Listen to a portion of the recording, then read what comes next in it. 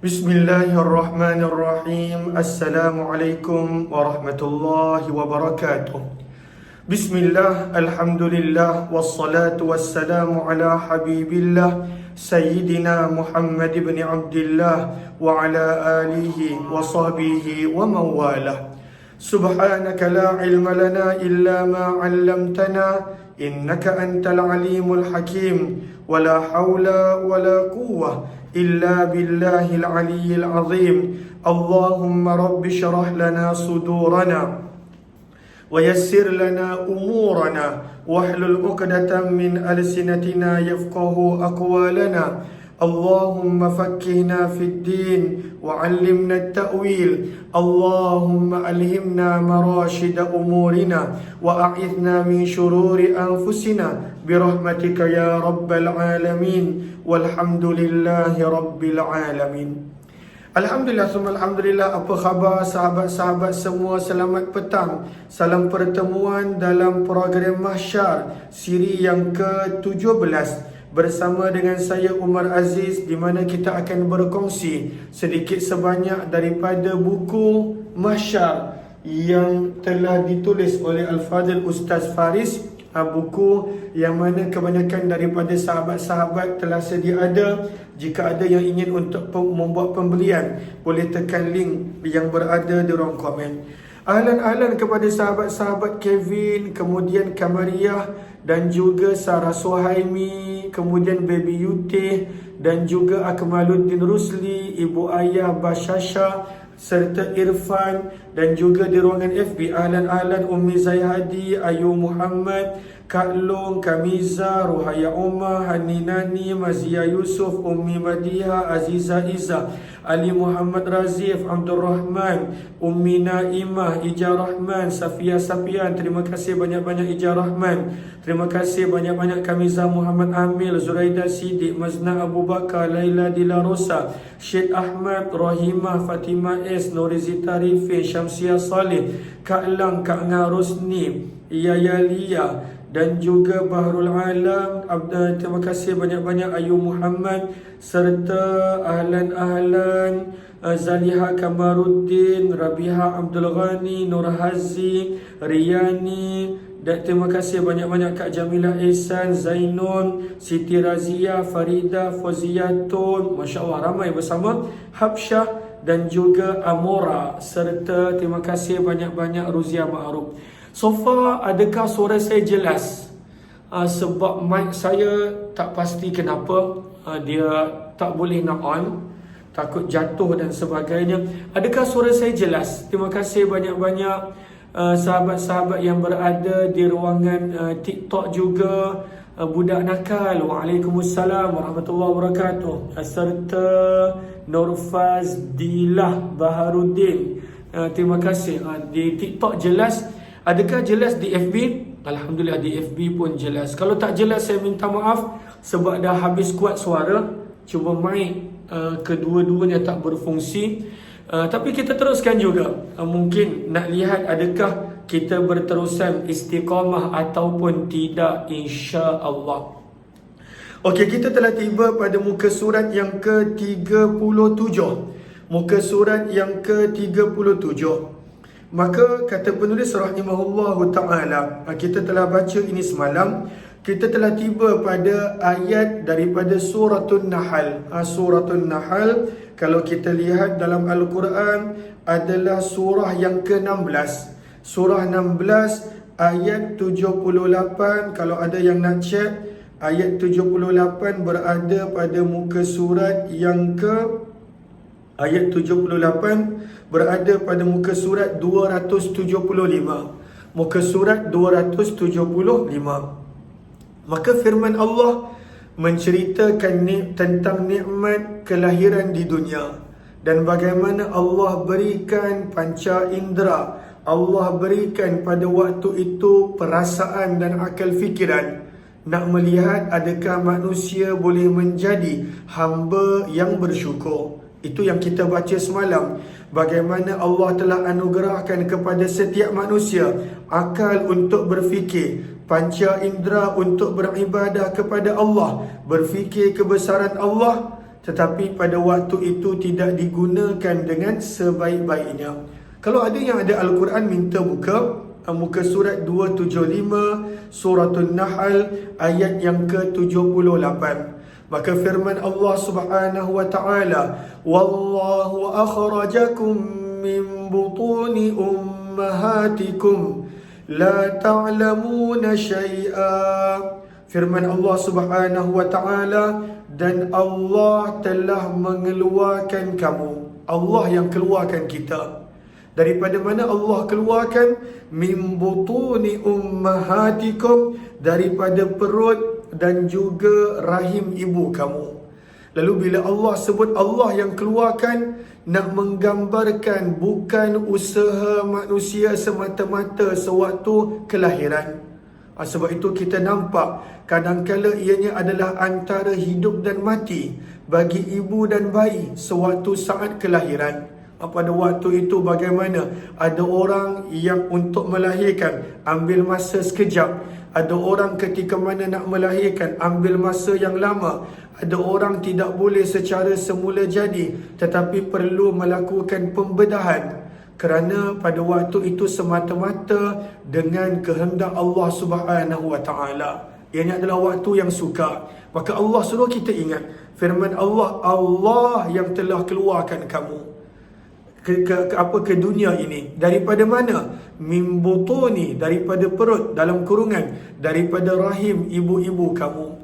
Bagaimanakah keadaan bayi bila keluar? Firman Allah, la ta'lamuna syai'a, dengan keadaan tidak mengetahui sesuatu apa pun. Bayi kita, termasuklah kita bila mula-mula lahir, tak tahu apa-apa pun. Tak tahu macam mana nak makan, tak tahu. Macam mana nak berjalan, tak tahu. Macam mana nak minta tolong, tak tahu. Macam mana nak cakap ketika mana lapar, tak tahu. Nak bercakap tak boleh. Apa-apa bahasa pun tak boleh. Sebab itu semua bayi pada waktu itu Allah berikan hanya satu bahasa. Dia lahir, dia tak tahu bahasa Melayu walaupun mak ayah dia Melayu. Dia tak tahu bahasa Inggeris walaupun mak ayah dia adalah orang berbahasa Inggeris. Allah sebut hebatnya Allah ketika mana Allah keluarkan manusia. Manusia lahir dalam keadaan langsung tak tahu sesuatu apa pun. Hatta mak dan ayah dia pun tak tahu. Dia tak kenal siapa ayah dia, siapa mak dia.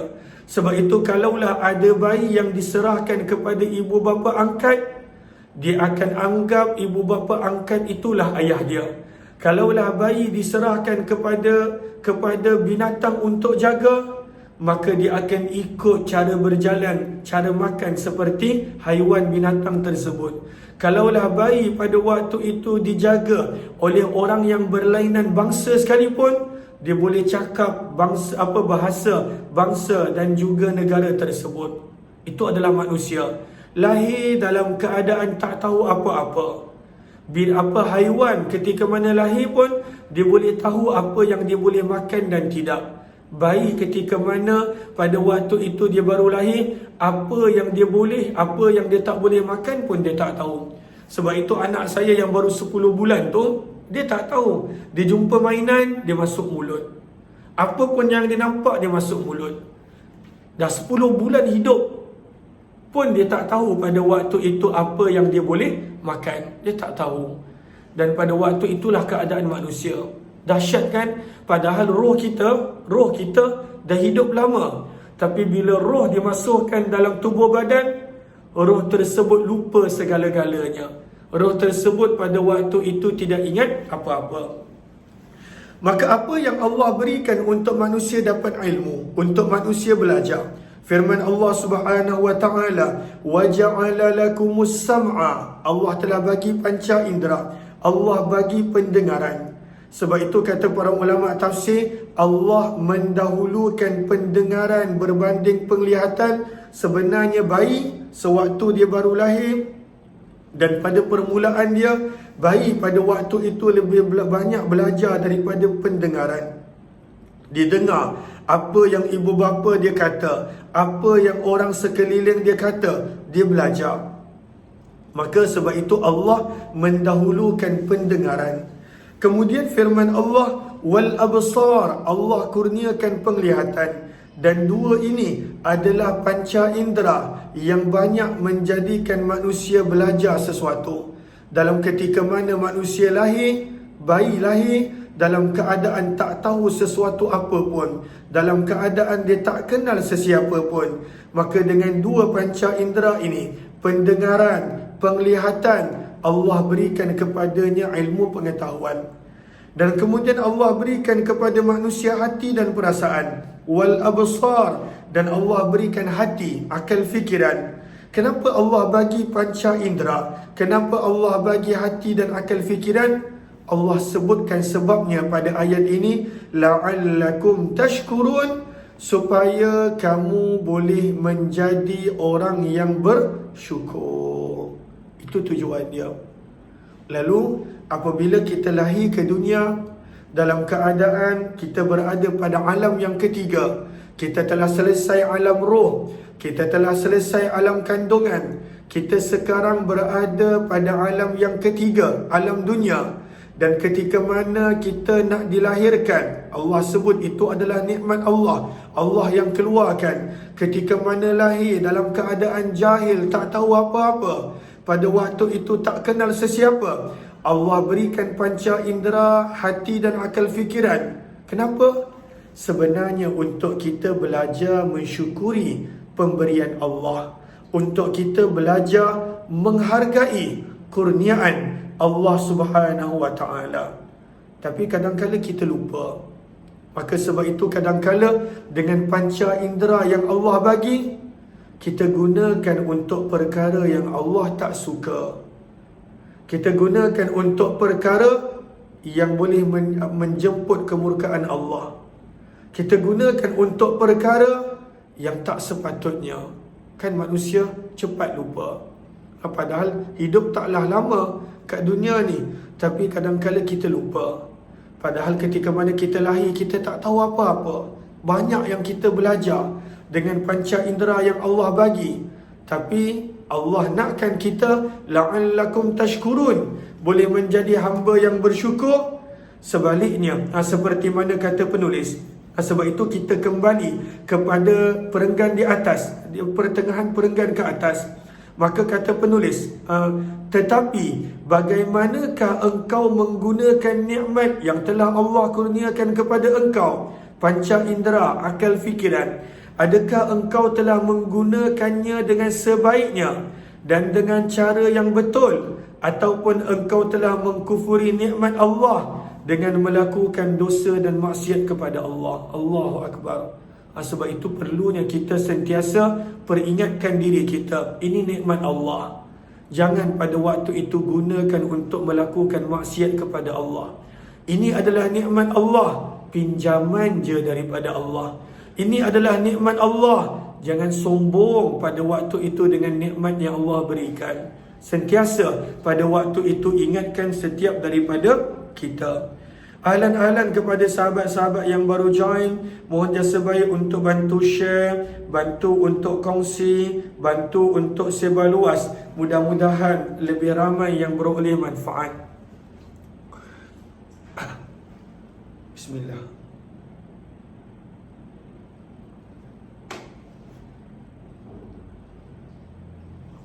Okey, perenggan terakhir, muka surat 73.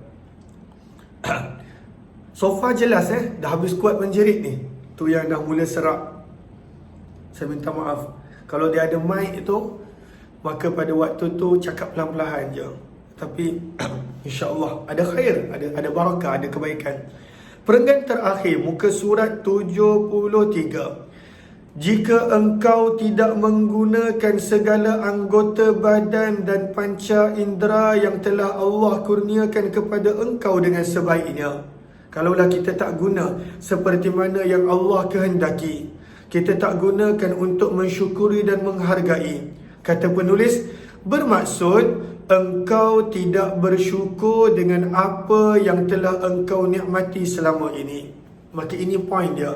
Penulis diambil pengajaran daripada ayat 78 surah An-Nahl tadi, Kata penulis, Allah dah sebut Allah bagi nikmat, kenapa? La'allakum tashkurun. Moga-moga kamu bersyukur. Itu tujuan Allah bagi nikmat.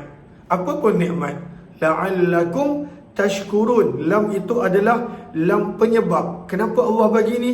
Penyebabnya, sebabnya adalah semoga kamu belajar untuk bersyukur dan menghargai. Lalu sebab itu kata penulis, kalaulah dengan nikmat anggota badan, panca indera, akal, fikiran yang Allah bagi tadi, kita tak gunakan dengan sebaiknya, bermaksud kita telah membuat pilihan untuk tidak bersyukur, untuk tidak menghargai. Kata penulis, tidak mahukah engkau menjadi salah seorang daripada hamba Allah yang sentiasa bersyukur dengan segala nikmat yang telah Allah kurniakan? Allah nak kita syukur. Maka bagaimana nak syukur?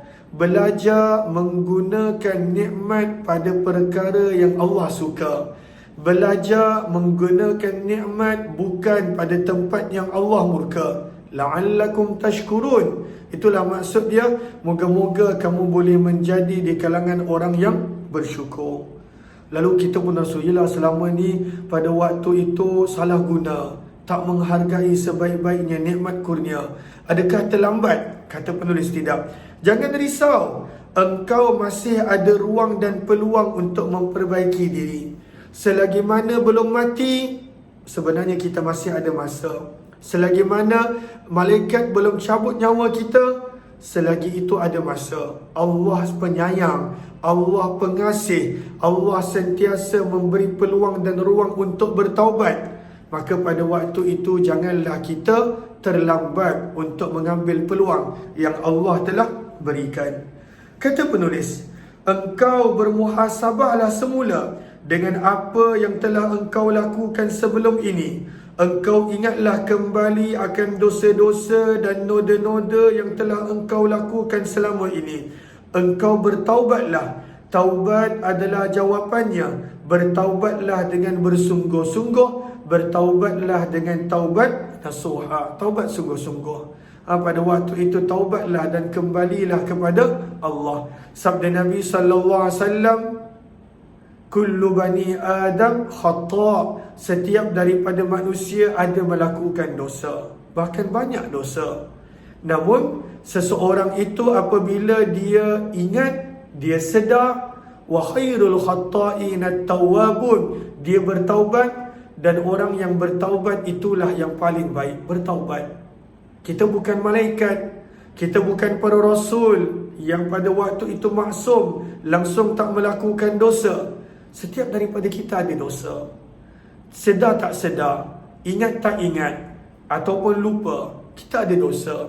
Tetapi selagi mana belum meninggal dunia, selagi mana pada waktu itu ada nyawa, selagi mana belum datangnya sakaratul maut, peluang masih ada. Peluang masih ada. Dan Allah suka kepada orang yang bertaubat. Dalam suratul Baqarah, innallaha yuhibbut tawwabin. Allah cinta dan sayang kepada orang yang banyak bertaubat. Dan bestnya, pengasihnya Allah ni, orang yang bertaubat, dia akan menjadi seperti orang yang tidak pernah melakukan dosa tersebut. Sebab itu sabda Nabi SAW, at-taibu minadz-dzambi, orang yang bertaubat daripada dosa, kaman la dzambalah, seperti orang yang tidak pernah melakukan dosa. Bila kita bertaubat je, malaikat akan padam apa yang kita pernah buat dosa. Bila kita bertaubat je, akan dihilangkan amalan tersebut daripada buku catatan amalan yang telah ditulis oleh para malaikat. Maka kata penulis, maka jangan risau, engkau masih ada ruang dan peluang untuk memperbaiki diri. Engkau bermuhasabahlah. Lalu bagaimana kita nak memperbaiki diri? Sebab itu pada perenggan yang sama, pada penghujungnya disebut taubat adalah jawapan dia. Banyakkan bertaubat. Tak ada daripada kita yang sempurna.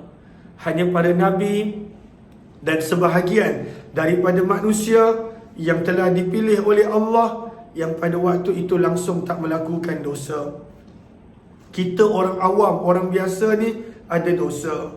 Maka jangan pernah kita berputus asa daripada rahmat Allah Subhanahu wa ta'ala. Maka kemudian pada perenggan yang terakhir, kata penulis, apa kata penulis?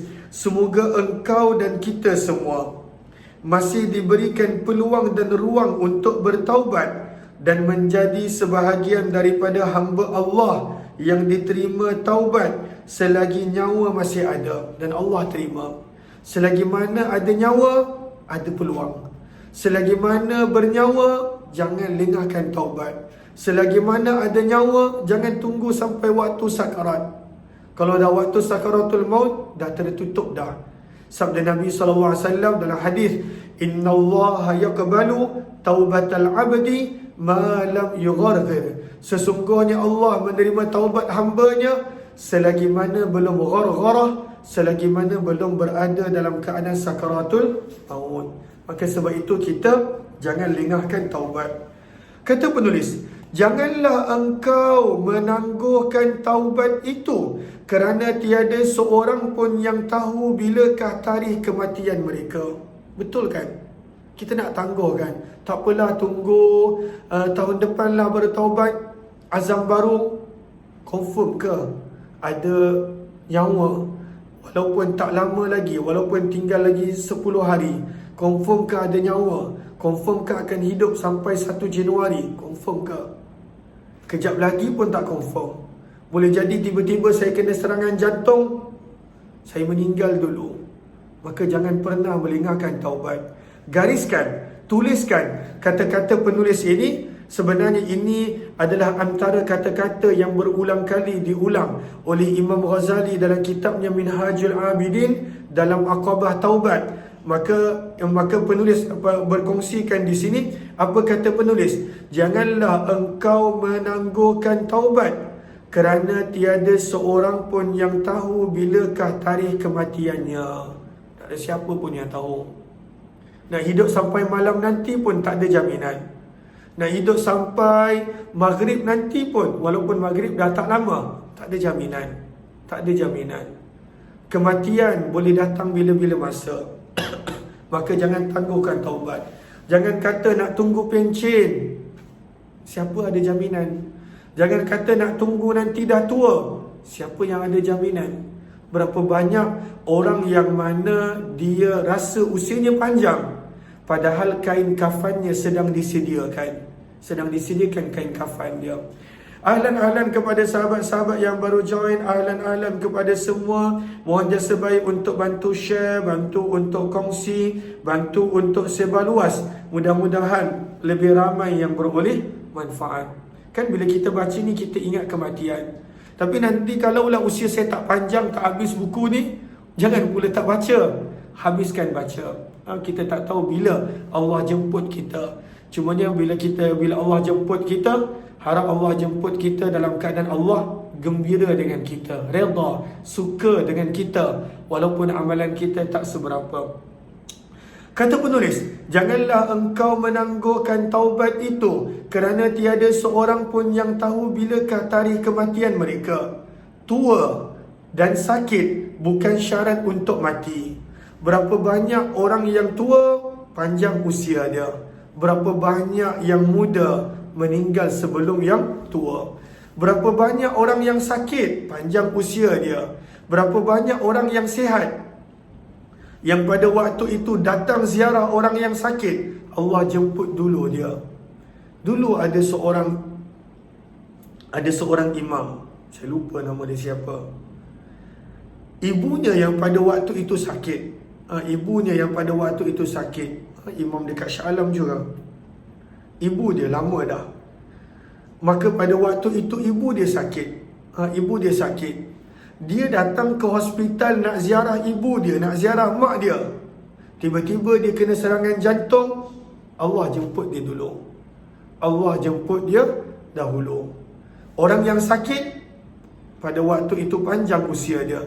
Orang yang sihat, Allah jemput dulu dia. Allahu Akbar. Kan kita tak tahu bila tarikh kematian kita.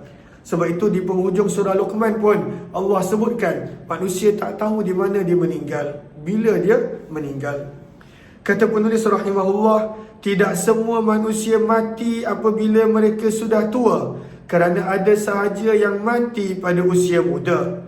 Dan bukanlah semua manusia itu mati disebabkan penyakit, kerana ada yang mati ketika sedang sihat. Oleh itu, bersedialah. Bila nak mula bersedia ni? Daripada saat ini. Lalu bila kita baca tentang alam kehidupan yang kita berada, alam dunia yang sedang kita berada, sebenarnya mengingatkan kita untuk sentiasa bersedia bermula sekarang, supaya bila datangnya kematian, kita dah ready.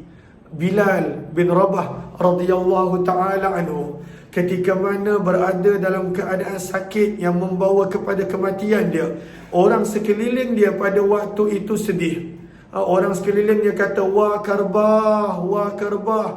Pada waktu itu kesiannya Bilal bakal meninggalkan dunia ini. Tapi pada waktu itu Bilal kata berbeza. Dia kata, wah syauqah, rindunya aku nak berjumpa dengan Muhammadah wa ahibbah, dengan kekasihku Muhammad dan teman-temannya. Dia yang tak sabar nak meninggal dunia, radhiyallahu anhu. Bilal bin Rabah radhiyallahu ta'ala anhu. Terima kasih banyak-banyak. Macam mana nak sebut ni, 1414 Zen. Terima kasih banyak-banyak 1414 Zen. Terima kasih yang berikan gift. Lalu kalau orang yang dah bersedia, dia tak sabar nak tinggalkan dunia ini, sebab dia dah happy dan dia tahu Allah redha dengan dia, Allah gembira dengan dia. Maka dahsyatnya Bilal. Pada waktu itu orang semua sedih meratapi pemergian dia, dan pada waktu itu dia tak sabar kerana nak jumpa Nabi SAW dan para sahabat yang telah meninggal dunia lebih awal daripadanya. Maka inilah tajuk yang pertama daripada bab tentang alam dunia, iaitu berkenaan tentang tangisan pertama. Seterusnya penulis membawakan tajuk mencorakkan kain putih. Lalu Kak Kamizah kata nama di TikTok ada yang unik. Betul, nama-nama kat TikTok ni unik. Dekat FB so far nama-nama yang senang disebut. Kadang-kadang kat TikTok ni, kalau kadang-kadang nak sebut nama dia, pada waktu itu Masya Allah, ahlan-ahlan kepada semua yang baru join. Maka tajuk yang kedua, masih lagi pada alam yang ketiga. Kita dah selesai bicara tentang alam roh, kita telah selesai daripada alam kandungan ibu. Dan kemudian tajuk yang kedua yang ada pada alam dunia, mencorakkan kain putih. Dan tadi dalam khutbah Jumaat pun dibawakan hadis sabda Nabi, bagaimana manusia ini lahir pada fitrah, lahir seolah-olah pada kain yang bersih, yang pada waktu itu dicorak oleh ibu dan ayahnya.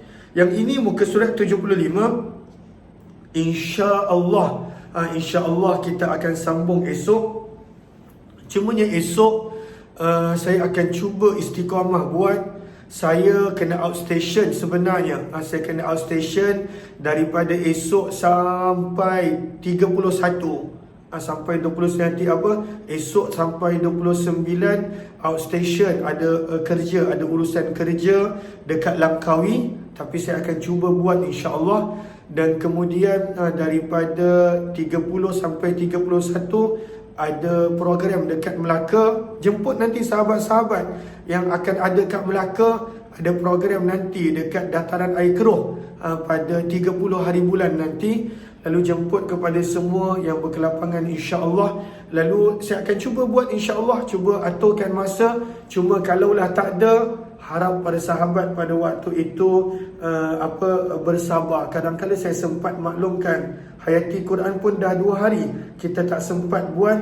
Mudah-mudahan kita dapat istiqamah insya-Allah. Kita jumpa nanti esok, sebab akan tiba awal kat Langkawi. Harap dapat buat pada jam 6 petang insya-Allah. Jumpa esok jam 6 petang dan 8.30 pagi Hayati Quran 6 petang tentang mahsyar insya-Allah. Terima kasih semua yang mendoakan. Wabillahi taufiq wal hidayah. Assalamualaikum warahmatullahi wabarakatuh. Mohon jasa baik kalau yang baru join untuk bantu share, kongsi dan juga sebar luas. Kalau ada yang nak tengok video-video mahsyar yang lalu, boleh pergi ke YouTube Umar Aziz. Terima kasih semua.